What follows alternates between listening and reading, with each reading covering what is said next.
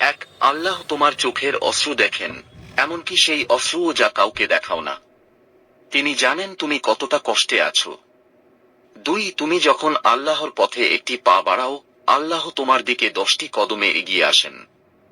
তিন, তুমি যত বড় গুনাহগারী হও না কেন, আল্লাহর রহমত তোমার গুনাহ থেকে অনেক বড়। সূরা আইজুমার 39:53। 4, দুনিয়া কাঁদাবে, কিন্তু জান্নাত হাসাবে।